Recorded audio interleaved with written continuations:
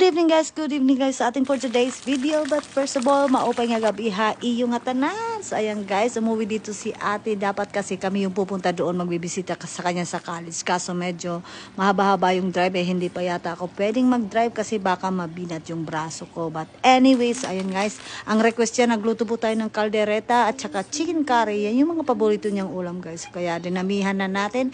So ayan yung chicken curry, nilagyan ko ng cheese yan. Tapos yung chicken na prito ko na guys, bali chicken breast yung binili, yung ginawa natin. Tapos yung baka naman na kaldereta is yung mga buto-buto at saka yung roast, yung binili natin dyan, saka niloto. Pinalambot ko muna sa pressure cooker din.